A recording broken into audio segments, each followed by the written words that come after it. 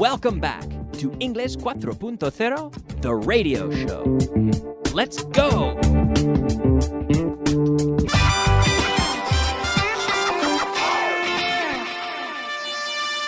Advanced. Hello, friends, and welcome back to the advanced portion of Class 81. And as always, we're going to get things started with a review of class number 80. So in the last class, we were talking about the structure. I'm glad. Me alegro de haber hacer algo. Me alegro de haber preparado este curso. I'm glad I prepared this course. I didn't really prepare a lot of the course, but I'm glad I prepared this radio show. I'm glad Richard Brown and Richard Vaughn and the people in the office, Carmen Vallejo and David Waddell and all these people, I'm glad that they prepared this course because it's a great course. I'm glad. I'm glad that they made it. I'm glad that they gave me the opportunity to be a teacher on the radio, and I'm glad that they gave me the opportunity to teach on television as well. I'm glad. Me alegro. I'm glad. Yes. So in English, this is much easier than it is in Spanish, because in Spanish, you essentially say, me alegro de haber hecho algo.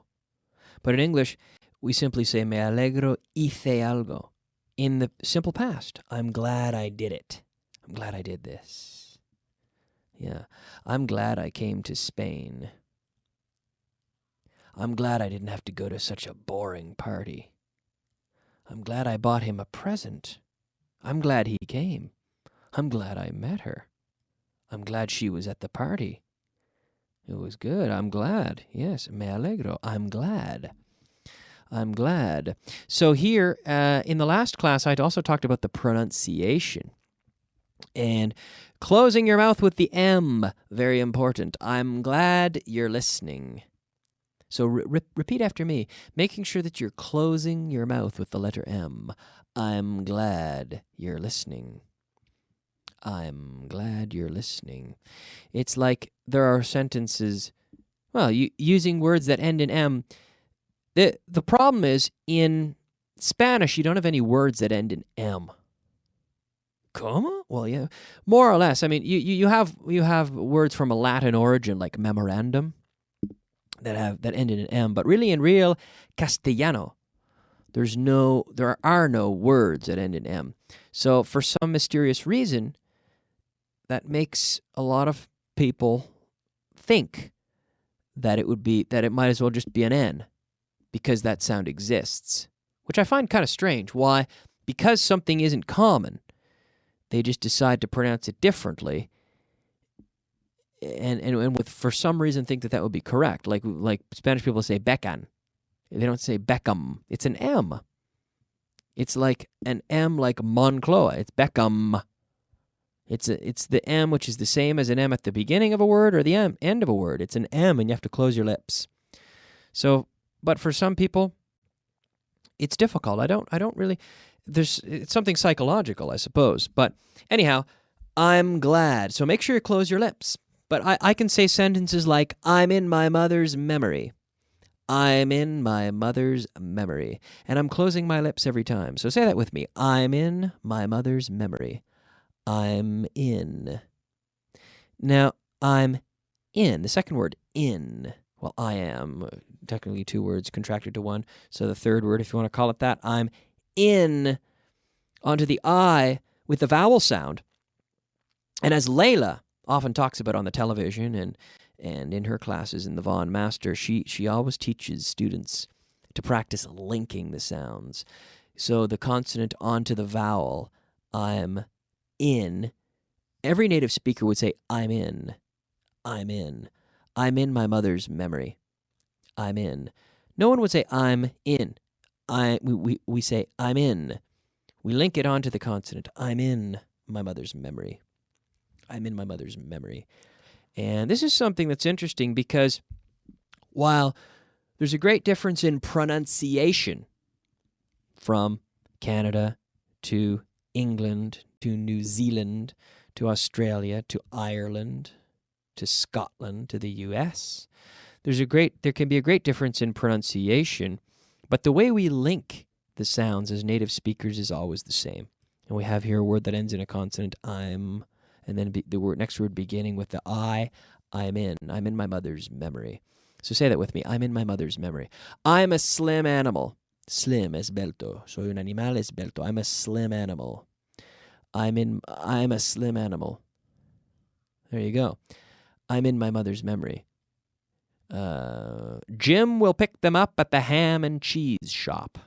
Jim will pick them up at the ham and cheese shop. Okay? So the M sound, closing your mouth with the M. And the same here, I'm glad you're listening. I'm glad you're listening. Very good. I'm glad I started hosting this show. I'm glad I started hosting this show. I'm glad you came. I'm glad you came. I'm glad he did it. I'm glad he did it. So repeating, I'm glad we're almost finished. I'm glad we're almost finished. Well, we're not almost finished this show. We still have 11, 12 more minutes. I'm glad, but I'm glad. I'm glad you're doing well. I'm glad you're doing well. I'm glad they created this course. I'm glad they created this course. Very good. So I'm glad. I'm glad. Very good. Now, the next thing we talked about in the last class was to have a go at something, to have a go, which is basically intentar o probar hacer algo. Intentar o probar algo as well. So, did you have a go at learning Chinese last year? No, I didn't have a go at learning Chinese last year. That's the example in the manual on page 86 of your student guide, I should say, class number 80. And then we have other examples. Ask me if I had a go at playing the guitar when I was young. Kyle, did you have a go at playing the guitar when you were young? No, I didn't. I didn't have a go at playing the guitar when I was young. No. Ask me if I had a go at playing the drums when I was young. Did you have a go at playing the drums when you were young? No, I didn't have a go at playing the drums when I was young. No, not when I was young, but I did. I do now. I play the drums, but I didn't have a go in it when I was young. I didn't have a go at playing the drums until, 2 years ago. Yeah. Ask me if I had a go at owning pets when I was young. Kyle, did you have a go at owning pets? Well, I guess you don't really have a go. You just kind of do it, don't you? You do own pets. But yes, I had pets, and I had a hamster, little hamster. I had a cat, and I had a fish. 3 animals that don't really get along with each other. Yeah, but I did at different periods of time. Yeah. Well, actually, the hamster and the cat kind of overlapped. I had them at similar times, and the cat would always frighten the hamster. Anyway, my hamster's name was Willie, which I think is a great name for a hamster. Willie.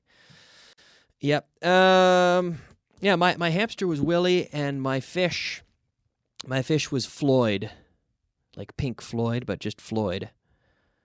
I think that was a good name for a fish. He only lived for about 3 months, but not bad for a little fish.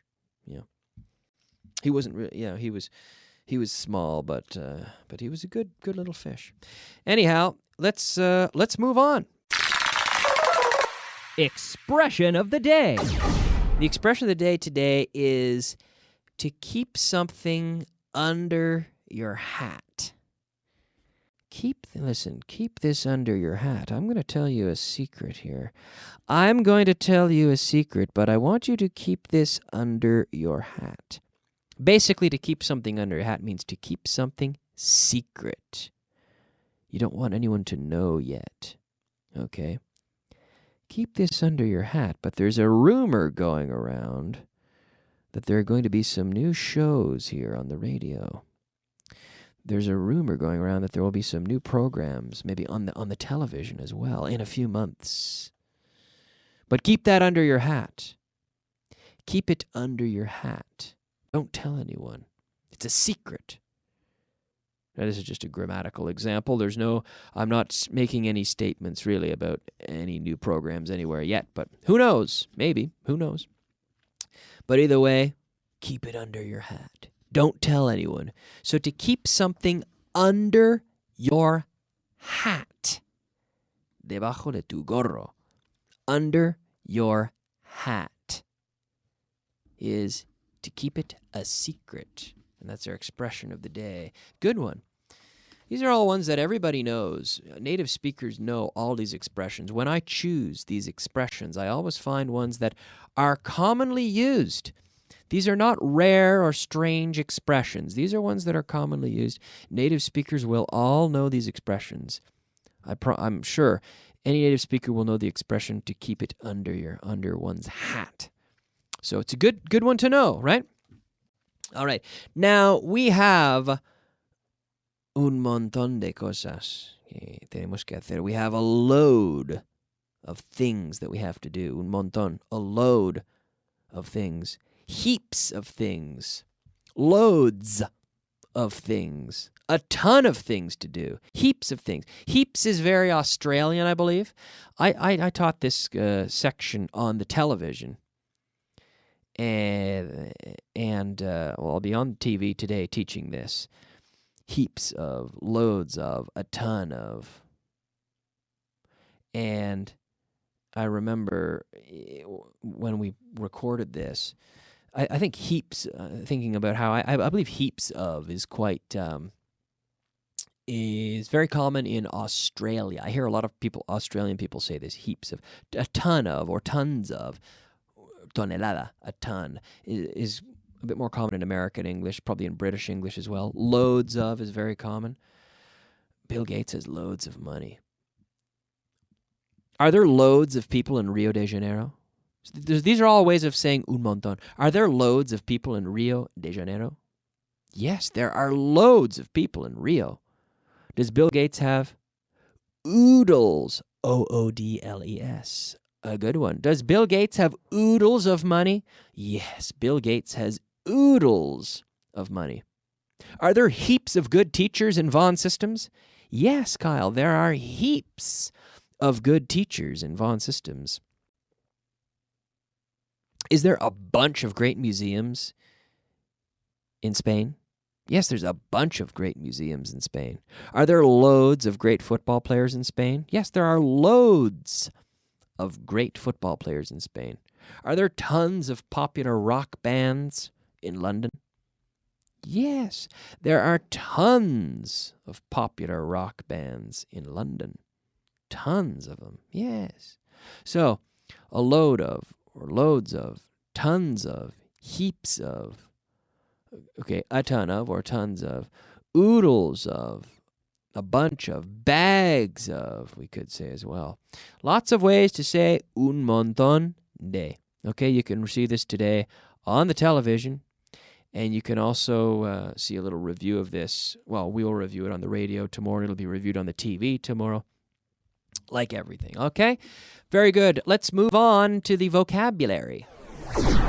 Vocabulary of the day. Yes, it is time for our vocabulary, our 5 words of vocabulary of the day. The first word, ranura, which is slot. Slot, S-L-O-T, slot, ranura. This is why when you say máquina tragaperras, we say a slot machine. Slot machine. Slot machine, yeah. Because there's a slot. You put the coin in the slot. Ser testigo de. To witness. To witness. Caldería. Monedas sueltas. Ooh, yeah, monedas. Caldería. Loose change. Loose change. Preocupado. Preocupado, concerned. Concerned. Profundidad. Profundidad. Depth. Depth. Yes, it's deep. The depth. The depth. D-E-P-T-H. Profundidad. Depth. Okay. Very good. Translation. Yes, it is time for a little translation now. Translation list 19. We'll see how much of this we can get through today. Number 1, so be sure to translate these out loud, en voz alta, repeating out loud always. He sido nombrado jefe del grupo, or jefe de grupo. I've been appointed group leader. I've been appointed, nombrado. I've been appointed group leader. Number 2, una agenda de bolsillo resulta útil a veces. A pocket agenda comes in handy at times. Resultar útil is to come in handy. Yes, a pocket agenda comes in handy at times. Number 3, tendrás que someterse a varias pruebas. You'll have to undergo various tests. Varias, or we could say several. You'll have to undergo several tests, I would say would be best. You'll have to undergo several tests.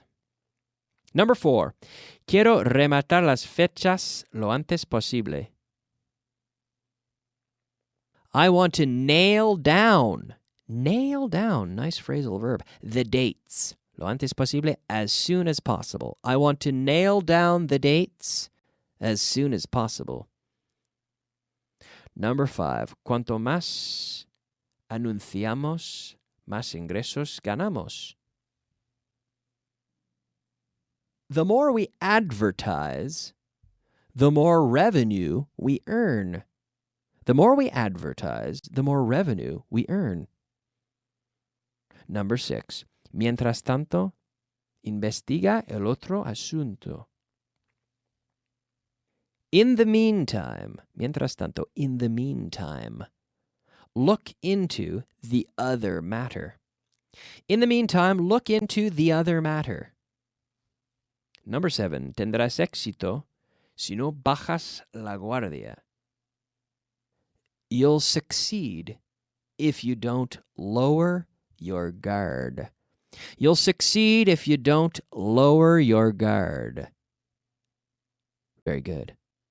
Okay, we are out of time. We have 5 more, but we'll get to these tomorrow. I promise we will review the lists. So please study this list at home. We'll review the sentences, the list, I should say. Study this list at home, and you can also see it on the television today, and it'll be reviewed on the TV tomorrow, and we will practice it in class here again on the radio tomorrow. So be sure to tune in. You won't want to miss it. We've got lots to do. I'll see you again real soon. Thanks for listening. Bye-bye.